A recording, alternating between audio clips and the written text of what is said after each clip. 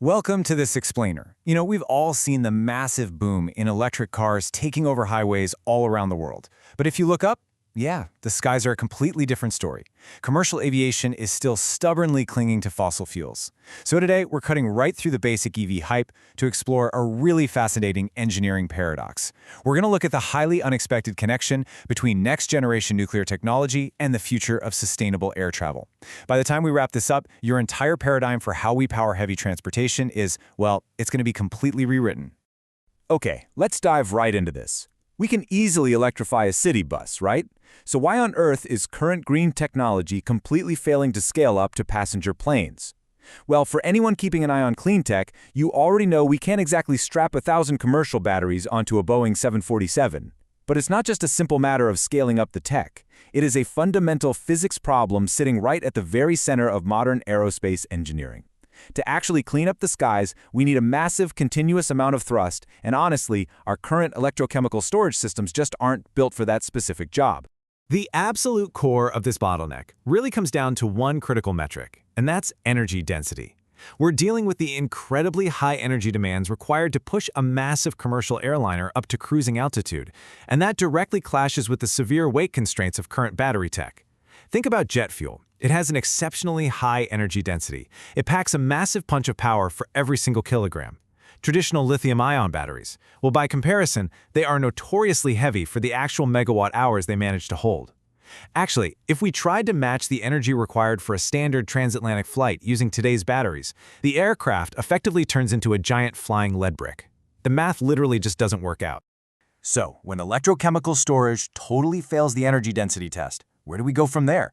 This is exactly where we look at a brilliant, completely out-of-the-box solution: advanced nuclear reactors. Now hold on, this is absolutely not your grandfather's massive water-cooled power plant. We are talking about next-generation nuclear tech stepping in as the highly effective and honestly surprising hero of this entire aviation puzzle. These advanced systems offer a real pathway to immense, zero-emission power, but they solve the aerospace bottleneck in a fundamentally different way than they power our electrical grids. To really grasp the mechanics here, we actually need to completely reframe our mental model of nuclear power. Just forget about giant turbines generating electricity for a second. The real superpower that these advanced reactors bring to the aviation industry is clean heat. They generate this intense industrial-grade thermal energy, and this heat is a massive, carbon-free commodity in its own right. The sheer value lies in capturing that intense thermal output directly. It's clean, it's perfectly consistent, and it is exactly the kind of brute force energy we need to run the complex chemical processing plants that traditional renewables, like wind or solar, just really struggle to power. So, just how intense is this heat? We are talking about operating temperatures that safely exceed 700 degrees Celsius. To put that into perspective for a second, that is hot enough to literally melt solid aluminum. It's actually hotter than the surface of Venus, which is kind of wild to think about. Hitting this extreme temperature threshold is absolutely crucial. It unlocks entirely new industrial possibilities that are virtually impossible to sustain efficiently with just wind or solar power. This massive, carbon-free thermal energy is the precise key we need to finally bypass that heavy battery bottleneck. Now, to be absolutely clear here, we are not talking about shoving a heavy nuclear reactor inside the fuselage of a passenger plane. No way. That would defeat the entire purpose of solving our weight constraint in the first place. Instead, we use that staggering 700-degree heat right here on the ground as a catalyst for a chemical transformation. By routing this intense thermal energy into specialized industrial facilities, we can quite literally split chemical bonds. We can crack apart basic molecules like water and captured carbon dioxide, using that raw nuclear heat to drive reactions that historically always required burning fossil fuels. This whole process creates a beautifully elegant energy journey. The advanced reactors act as our ground-based thermal engines, pumping out that extreme heat.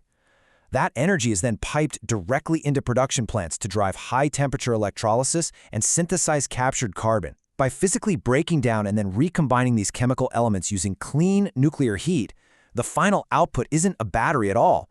The output is pure hydrogen and sustainable aviation fuel, commonly known as SAF. We've successfully captured the sheer power of a nuclear reaction and chemically bottled it straight into a high-density liquid fuel. Now, what's really interesting about this approach is how perfectly these synthesized fuels integrate into the world we already live in. Hydrogen and sustainable aviation fuel offer incredibly clean alternatives, but more importantly, SAF is what we call a drop-in fuel. That means it possesses the exact high energy density required for flight, so it drops seamlessly into the exact same jet engines we are already using today.